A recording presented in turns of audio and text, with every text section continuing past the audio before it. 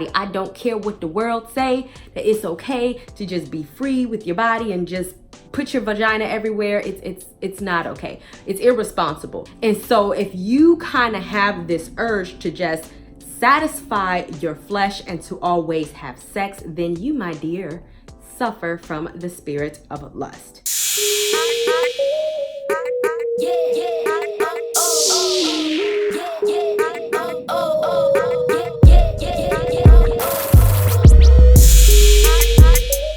What is up, guys? Sophia here, and I am back with another video. And today we're going to be talking about the spirit of lust. Now, I know this may be creepy for some of y'all because y'all are like, the spirit of what? I don't understand. What are we talking about?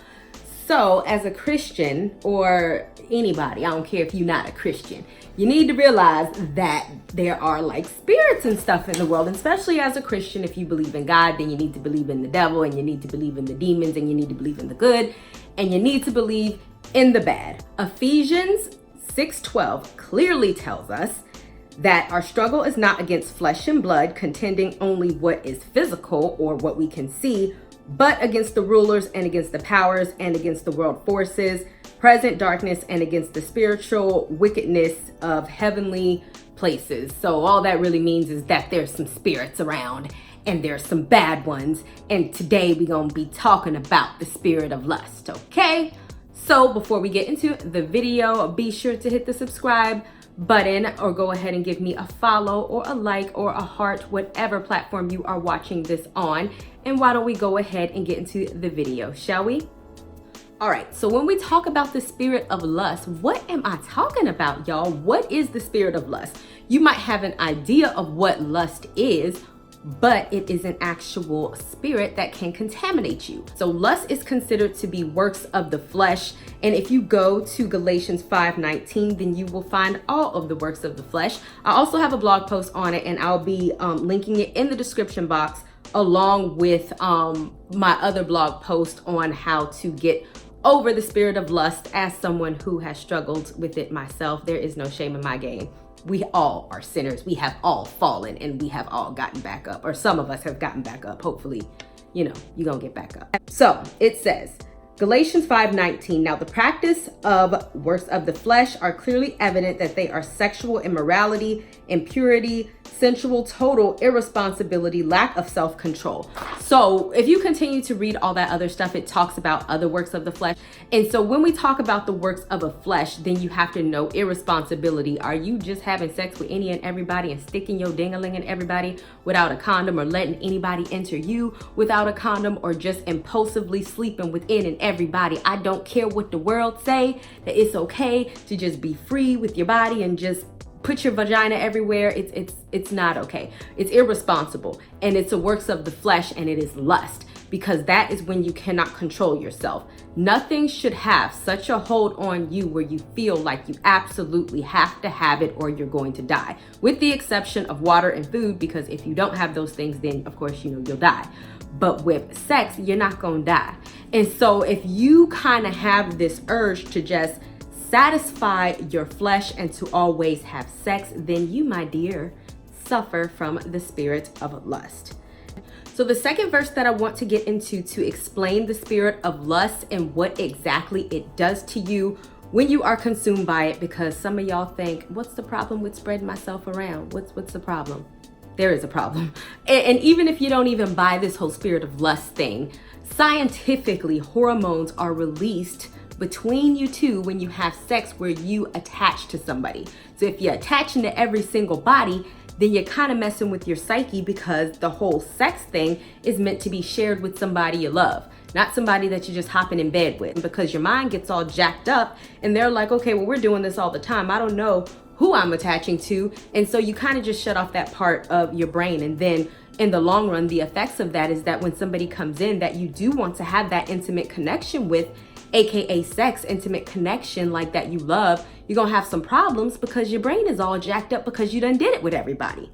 But I want to go into Revelations 2:20, and it says, but I have charged this against you, that you tolerate the woman Jezebel, who calls herself a prophetess, and she teaches and misleads my bondservants so that they commit acts of sexual immorality and eat and all this other type of stuff. But we're focusing on the sexual immorality because what did we just say? Sexual immorality is works of the flesh, and that in your flesh is obviously your skin, your body, not your soul and your spirit. And when you feed the flesh, that means that your worldly body has more control over you than your soul and your spirit and your intuition. So who the freak is Jezebel? We heard about, this is our first time hearing about this chick. So even though they mention the prophet is Jezebel, if you actually read the Bible, Jezebel is a spirit. It talks about Jezebel a lot. And the key characteristic of Jezebel is that she is sexually immoral. She gets people to participate in orgies. She is manipulative. She has all these negative connotations attached to her, which can come into you when you suffer from the spirit of lust. And if you don't believe me, of course, as always, I'm going to get into examples of how that is so. We're actually going to go into the story of Tamar and her half-brother Amnon. Yeah, so just keep that in mind. Lust will make you do some crazy things because her half-brother, like gross, right? Okay, and so we have 2 Samuel 13:1. That's where I'm going to start. And here is where we talk about Tamar and Amnon. David had a beautiful daughter, and her name was Tamar. And Amnon, the son of David, her half-brother, was in love, but we will come to see that he was in lust with her. And here's how we know, because if we move to the second verse, Amnon was so frustrated because of his half-sister Tamar, he made himself sick because she was a virgin, and he thought that it was impossible for him to have her. And the reason why he didn't say like, oh, it's impossible for me to have her because she's my sister. He said that it was impossible for me to have her because I want to have sex with her and she's never had sex before. And so that may not happen. And so the first indication of the spirit of lust is that you only want somebody for sex. So as we move on with the story of Tamar, we're actually going to skip forward and we're going to go down to verse 12 in the same chapter. And so basically Amnon plotted. He pretended that he was sick and he asked his sister Tamar to bring him some food, where he tricked her and he raped her. See, if you really love somebody, then all that ain't not going to be necessary because you're not going to want to hurt somebody that you love. And this is the indication that he didn't love Tamar. He really only lusted after her because the only thing he wanted from her was her sex, and he was willing to go through great lengths to do it.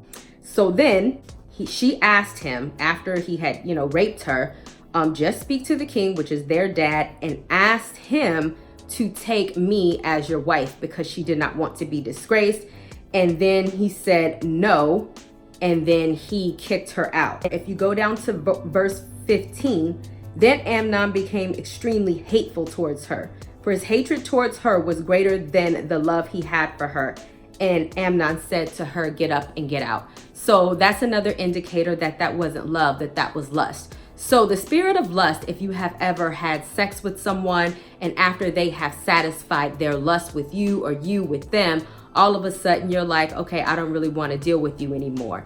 And the reason for that is because your lust has already been fulfilled. You have already done the deed. You have already fed the flesh. Now it's full and it doesn't need any more food. And so it's like, okay, bye. So if you have been a victim of lust, then know if you're like sleeping with a guy or sleeping with many men and they don't want to actually have a conversation with you, date you, talk to you, or deal with you afterwards, or they just treat you like crap afterwards, then that is a key indicator that they are in lust with you and not in love, and that they are suffering from the spirit of lust, because now this whole intimate act that you guys shared has now turned into something that makes you feel like crap. And if you're treating somebody else like that, then obviously that's the same thing. If you hate somebody afterwards and you don't want to deal with them, but you have shared your body with them, or you are willing to continue to share your body with them, then that is the spirit of lust. And so we're going to go into a second couple, which is David and Bathsheba, which oddly enough, David is Tamar and Amnon's father, but this happened well before they were born. And so we're going to go into 2 Samuel 11:2. And so basically it says that David got up and he was walking around the palace because, he was king. He went onto his rooftop and he saw a woman bathing, and she was very beautiful in appearance. So obviously she is bathing. Nobody bathes with their clothes on. So Bathsheba was naked. And when he looked at her, The only thing he said is, hey, she's beautiful in appearance. So he lusted after her. Can you look at somebody and think that they're beautiful? Sure. But the fact that she was naked and he thought that she was beautiful, we can probably like guess what was on his mind. So with lust, remember, it's a fleshly thing. It's feeding your fleshly desires. He didn't know anything else about her except for that he saw her naked body and that he was attracted to her and that he wanted to have sex with her. We know that because if we go down to verse 4, David sent a messenger to take her, and when she came to him, he had sex with her. And then that's what it was. And mind you, David was married, and as we found out, Bathsheba was also married. If you are married, I'm sorry, you are a Christian. God says do not commit adultery. That's what it is.